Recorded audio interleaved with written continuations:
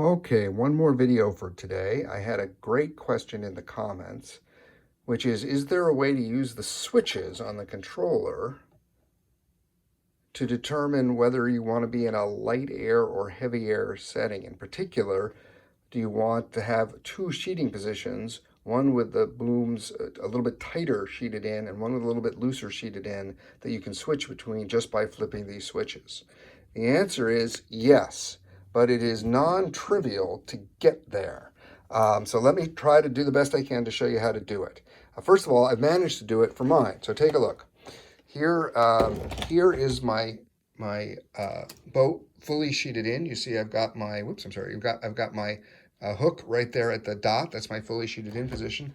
And now I'm going to throw this switch, and I've set it up. You can now see that it is a little bit looser right there.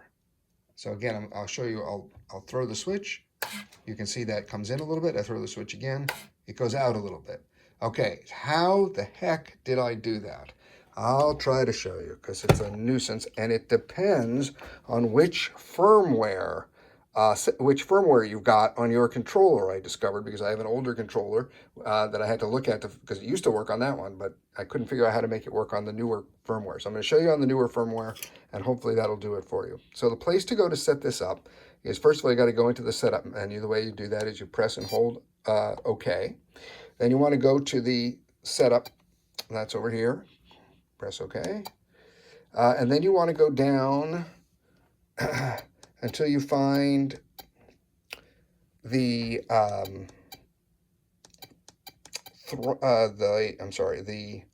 throttle curve. I went past it. You want to go to the throttle curve. That's where you're going to set up the difference between the two settings.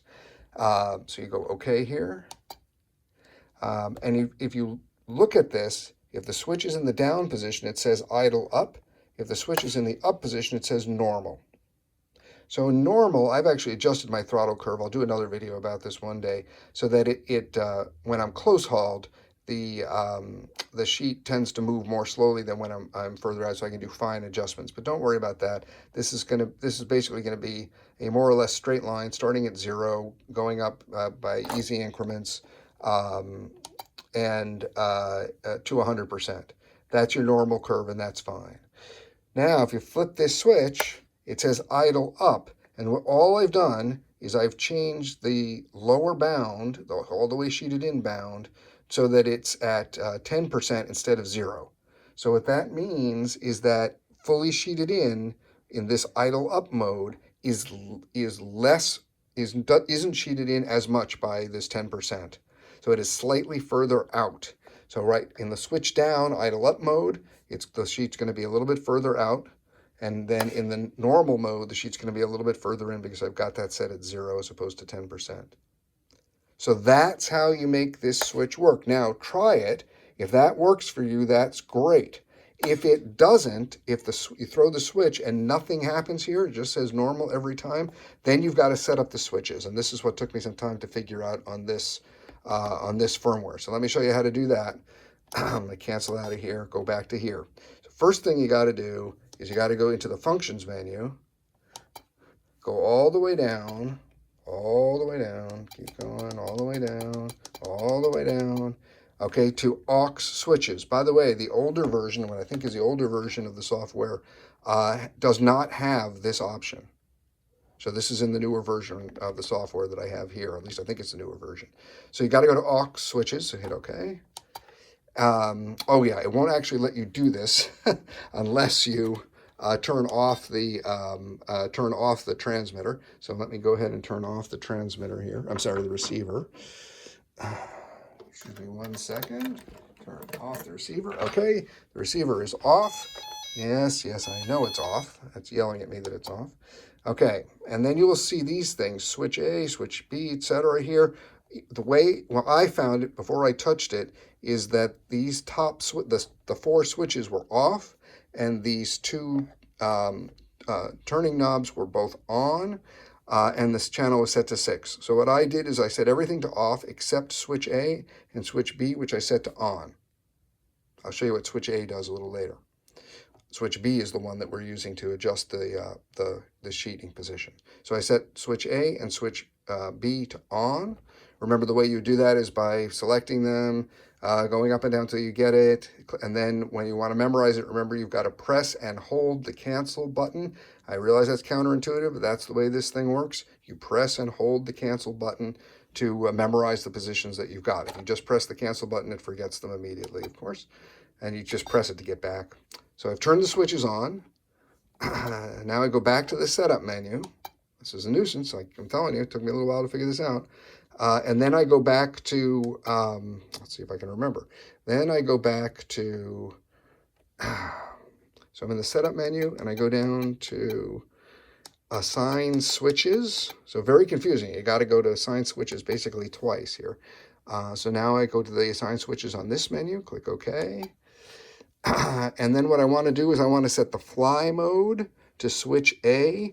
When I started, these were set to none. All these were set to none. So I want to set fly mode to switch A, and then I want to set idle mode to switch B. So this was the setup that I used. Remember, once you've got that, press and hold the cancel button to memorize that. And once you've done that, the switches should work. And so now they're working for me, because what I can do is I'll show you again how this works. It's in the, not the throttle hold, but in the throttle curve. Don't worry about throttle hold. Sorry, in throttle curve. Click OK here so I can see it. And you can see normal mode with the switch up, idle mode with the switch down, and the idle mode I have set so that it is not fully sheeted in idle mode. So in other words, the way I've got this set up is with the switch down, the close hold position of the boom is further out than with the switch up. Now, just as a little bonus, I'll show you one other thing, which is the dual rate setting, which I like, and I'll show you why. So I've set my dual rate so that I have a curve that looks like this. By the way, depending on the software setting, sometimes that is a positive number, sometimes that's a negative number. So you just set for channel 1, I leave the rate at 100, and I change the exponent. So you can go down here. Oh no, I guess you got to get OK to move between them. And then I use the up and down, so I set the exponent so the curve looks like this. It's very flat in the middle. And what that means is that one, for channel 1, of course, is my rudder.